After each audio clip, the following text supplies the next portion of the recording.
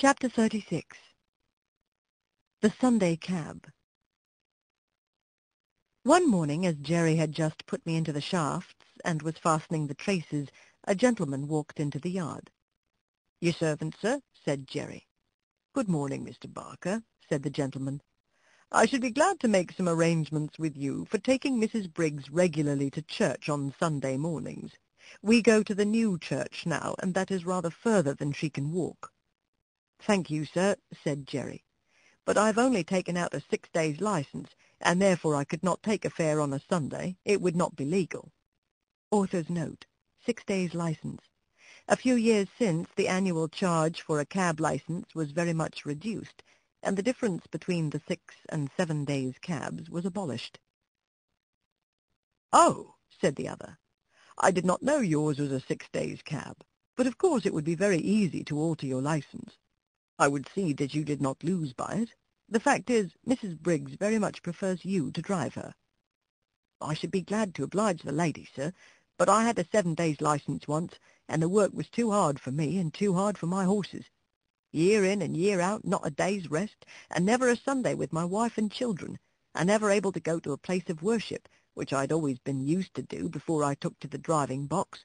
So for the last 5 years I've only taken a 6 days' license, and I find it better all the way round." "Well, of course," replied Mr. Briggs, "it is very proper that every person should have rest and be able to go to church on Sundays, but I should have thought you would not have minded such a short distance for the horse, and only once a day. You would have all the afternoon and evening for yourself, and we are very good customers, you know." "Yes, sir, that is true, and I am grateful for all favours, I am sure, and anything that I could do to oblige you or the lady I should be proud and happy to do. But I can't give up my Sunday, sir, indeed I can't. I read that God made man, and he made horses and all the other beasts, and as soon as he had made them, he made a day of rest, and bade that all should rest 1 day in 7. And I think, sir, he must have known what was good for them, and I'm sure it is good for me. I'm stronger and healthier altogether now that I have a day of rest.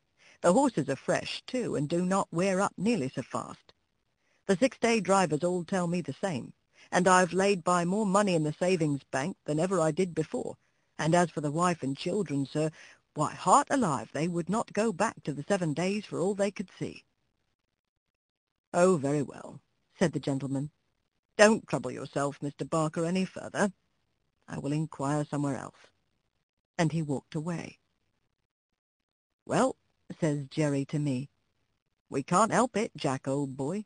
We must have our Sundays." "Polly!" he shouted. "Polly, come here!" She was there in a minute. "What is it all about, Jerry?" "Why, my dear, Mr. Briggs wants me to take Mrs. Briggs to church every Sunday morning. I say I have only a 6 days' license. He says, get a 7 days' license, and I'll make it worth your while. And you know, Polly, they are very good customers to us. Mrs. Briggs often goes out shopping for hours or making calls, and then she pays down fair and honourable like a lady. There's no beating down or making 3 hours into 2.5, as some folks do. And it is easy work for the horses, not like tearing along to catch trains for people that are always a quarter of an hour too late. And if I don't oblige her in this matter, it is very likely we shall lose them altogether. What do you say, little woman?" "I say, Jerry," says she, speaking very slowly, "I say, if Mrs. Briggs would give you a sovereign every Sunday morning, I would not have you a 7 days cabman again. We have known what it was to have no Sundays, and now we know what it is to call them our own. Thank God you earn enough to keep us, though it is sometimes close work to pay for all the oats and hay, the license, and the rent besides.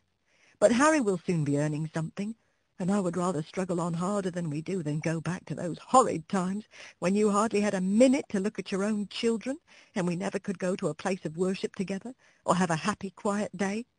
God forbid that we should ever turn back to those times. That's what I say, Jerry." "And that is just what I told Mr. Briggs, my dear," said Jerry, "and what I mean to stick to.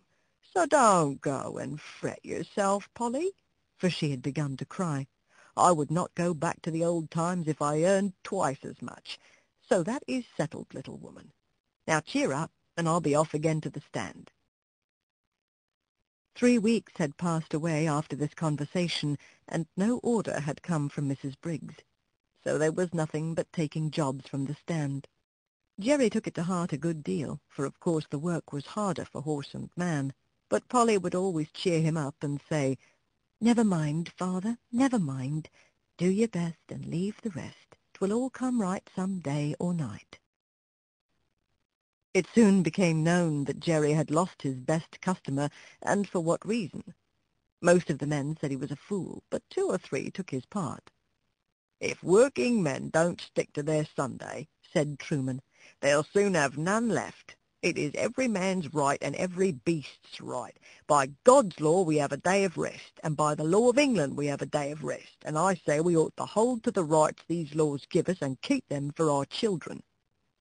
"All very well for you religious chaps to talk so," said Larry, "but I'll turn a shilling when I can.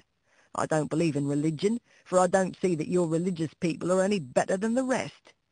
"If they are not better," put in Jerry, "it is because they are not religious.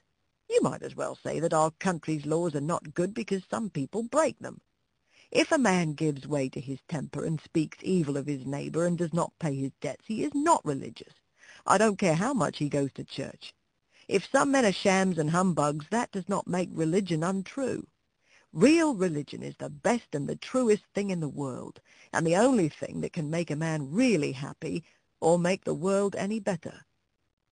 "If religion was good for anything," said Jones, "it would prevent your religious people from making us work on Sundays, as you know many of them do, and that's why I say religion is nothing but a sham. Why, if it was not for the church and chapel goers, it would be hardly worth our while coming out on a Sunday. But they have their privileges, as they call them, and I go without. I shall expect them to answer for my soul if I can't get a chance of saving it." Several of the men applauded this, till Jerry said, "That may sound well enough, but it won't do. Every man must look after his own soul. You can't lay it down at another man's door like a foundling and expect him to take care of it. And don't you see, if you are always sitting on your box waiting for a fare, they will say if we don't take him, someone else will, and he does not look for any Sunday. Of course they don't go to the bottom of it, or they would see if they never came for a cab it would be no use your standing there. But people don't always like to go to the bottom of things. It may not be convenient to do it, but if you Sunday drivers would all strike for a day of rest, the thing would be done." "And what would all the good people do if they could not get to their favorite preachers?" said Larry.